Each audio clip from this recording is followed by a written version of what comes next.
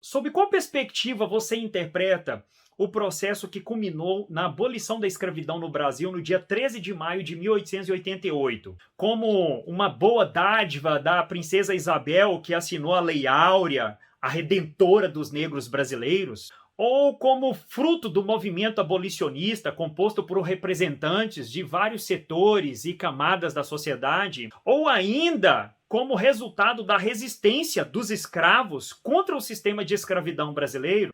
Meu nome é Alexandre Gama e no vídeo de hoje eu vou explicar para vocês os eventos, os atores que estiveram por trás do movimento abolicionista brasileiro e o que aconteceu no dia 13 de maio de 1888. O movimento abolicionista é marcado na década de 60, 1860 em diante, por uma série de processos de ações cíveis de liberdade que são impetradas por advogados nos diversos tribunais das províncias brasileiras. Essas ações, elas eram contra a escravidão ilegal e também defendiam que os escravos tinham direito a comprar a sua alforria, mesmo que os seus proprietários não fossem a favor disso. Grande parte desses advogados abolicionistas de renome nacional foram formados em duas escolas de direito no Brasil: a Escola de Direito de São Paulo e a Escola de Direito do Recife. Quer ver alguns nomes que possivelmente você conhece? Castro Alves. Ele foi um dos principais poetas, se não o mais importante poeta do romantismo brasileiro. Ele estudou, aliás, nessas duas escolas e foi colega de Rui Barbosa. Rui Barbosa, possivelmente o advogado mais brilhante que o Brasil teve em todo o século XIX e que ganhou repercussão internacional no início do século XX. Ele era reconhecido pela sua erudição. Além deles, também temos Joaquim Nabuco, que foi o deputado de voz mais estridente dentro do parlamento brasileiro, fiel defensor da abolição da escravidão. Ele, aliás, foi deputado pela província de Pernambuco. Na época do Império, o que nós chamamos de Estado, eles se referiam a esses entes políticos como província. E um advogado que está fora desse circuito formado por essas duas escolas é o Luiz Gama. O Luiz Gama foi fundamental no movimento abolicionista brasileiro. Ele era filho de um português endividado com jogos e uma mãe africana livre que vendia quitutes nas praças. Você acredita que ele foi vendido pelo pai dele como escravo quando ele tinha 10 anos de idade? Ordinário, né? Vendeu para pagar as dívidas que ele tinha com os jogos. E assim ele é levado para São Paulo para ser vendido lá para algum proprietário de grandes fazendas e escravos. Mas ele foge. Ele foge e ele dá a volta por cima. Luiz Gama começa a estudar, ele é um autodidata. Ele se tornou soldado, jornalista, poeta e também advogado. Você acredita que ele vai ser responsável pela libertação de mais de 500 escravos na justiça por ações impetradas por ele mesmo? E como ele conseguiu isso? Porque ele retoma uma antiga lei que estava esquecida nos manuais do direito, que havia sido assinada pelo Diogo Feijó, que era o ministro da Justiça, regente da época do período regencial, em 1831. A lei determinava que todos os escravos que entrassem no Brasil a partir da assinatura daquela lei seriam libertos.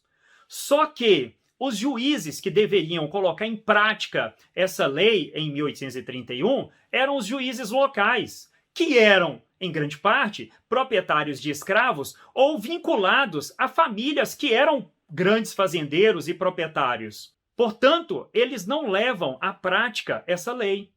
E ela fica conhecida como Lei para Inglês Ver, porque, na verdade, ela é resultado de uma pressão que a Inglaterra estava fazendo no Brasil para abolir o tráfico negreiro. Mas o Luiz Gama retoma essa lei e começa a entrar com várias ações na justiça para poder libertar os escravos. E consegue, como eu disse, mais de 500 escravos são libertados por ele. Além disso, o Luiz Gama também criou um fundo de emancipação, que tinha o nome dele, Fundo de Emancipação Luiz Gama. E eles faziam eventos para poder angariar recursos para esse fundo para poder comprar a alforria dos escravos, para comprar a carta de liberdade deles. Mais de 500 escravos, novamente, tiveram a sua carta adquirida por meio do Fundo Luiz Gama. Sensacional, né? Mas a popularização do movimento abolicionista prossegue com outros atores que não somente os advogados. Por exemplo, eu posso mencionar para vocês aqui o André Rebouças, que foi o primeiro negro engenheiro brasileiro. Eu acredito até que o primeiro negro da engenharia no mundo.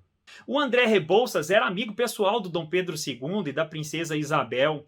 Ele era autor de alguns projetos que tinham como objetivo modernizar algumas áreas urbanas brasileiras. Era um dos intelectuais negros mais respeitados do Brasil, abolicionista. Quer ver outro personagem? O José do Patrocínio.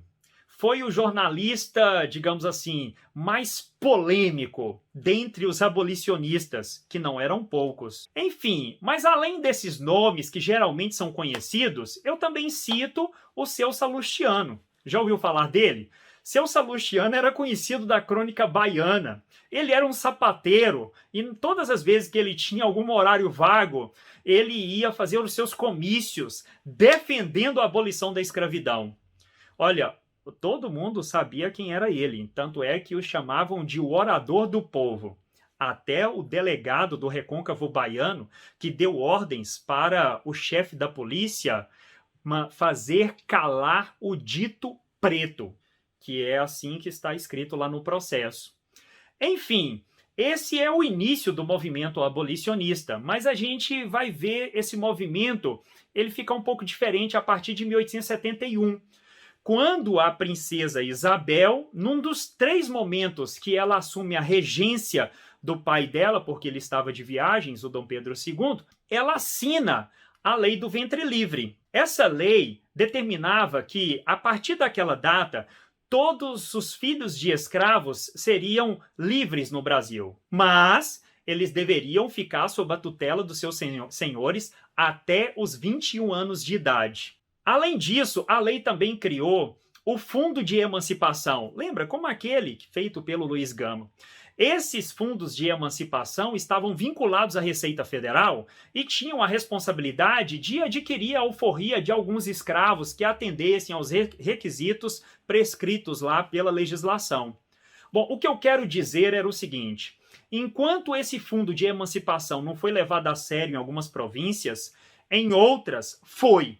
Por exemplo, a província do Ceará e a província do Amazonas. Essas 2 províncias, elas libertaram todos os escravos a partir da aquisição das suas alforrias com o Fundo de Emancipação. Incrível isso, né? Então, há que se levar em consideração, no movimento abolicionista, também as ações de algumas províncias brasileiras.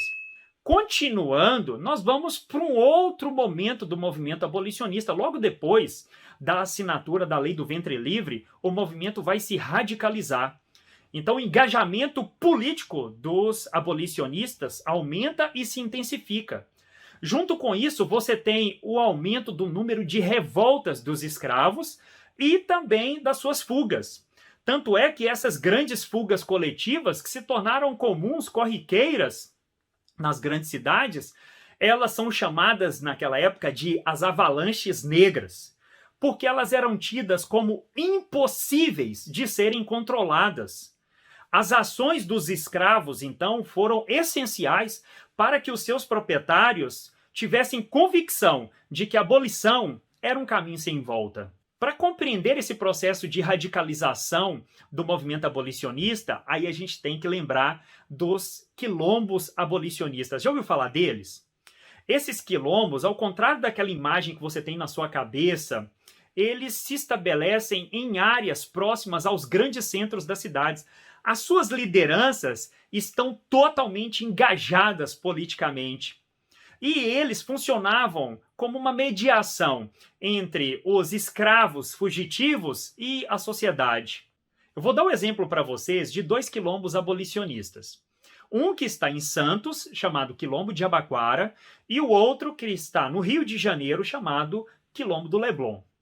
O Quilombo de Jabaquara foi organizado por Antônio Bento. Sabe quem ele era?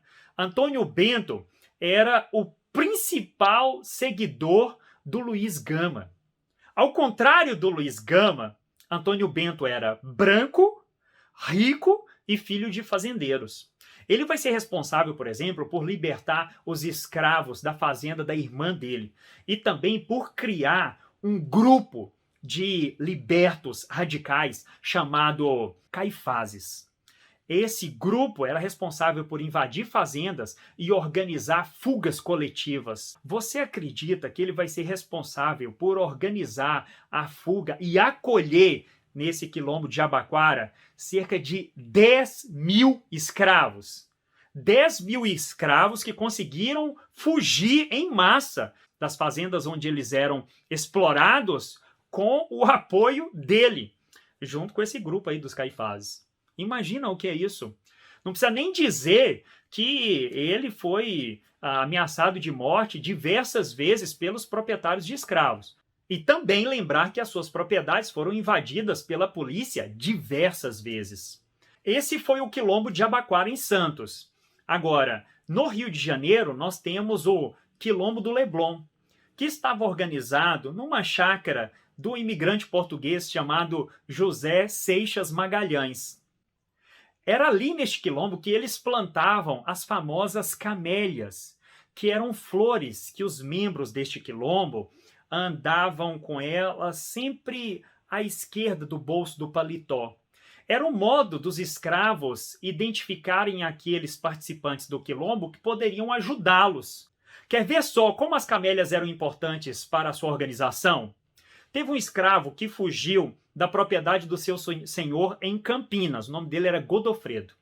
E aí ele chega no Rio de Janeiro e logo identifica um membro do Quilombo do Leblon porque ele estava usando a camélia no bolso do paletó. E aí ele vai ser recebido pelo José Seixas Magalhães e fica protegido ali no quilombo. Até que o seu proprietário em Campinas fica sabendo que ele estava protegido ali naquele quilombo. O seu proprietário processa então o José Seixas. E o que aconteceu? Não aconteceu nada. O José Seixas continua protegendo aquele escravo. Os quilombos, eles realmente foram muito importantes nesse processo do movimento abolicionista. Os quilombos vão se organizar de modo mais efetivo depois que, em 1883, na sede do jornal Gazeta da Tarde, liderado por José do Patrocínio, e os abolicionistas criaram a Confederação Abolicionista. O que era isso? Era uma reunião de todas as associações abolicionistas do Brasil. E está incluído aí esses quilombos. Imagina só. Vou contar um caso curioso para vocês. No dia 13 de março de 1887, o José Seixas Magalhães deu uma festa para comemorar o seu aniversário, lá no quilombo. E aí, as fontes históricas dizem que estavam presentes todos os grandes abolicionistas que estavam ali no Rio de Janeiro naquele dia. E pegaram um bonde puxado a burro naquele dia à noite, nada mais, nada menos do que Joaquim Nabuco, João Clapp, que era o presidente da Confederação Abolicionista, José do Patrocínio. Disseram que os abolicionistas lotaram o bonde, não tinha espaço para mais ninguém. E ainda depois reclamaram deles porque eles ficavam gritando no meio das ruas: "Viva os escravos fugidos!" E aí foi uma situação muito inusitada.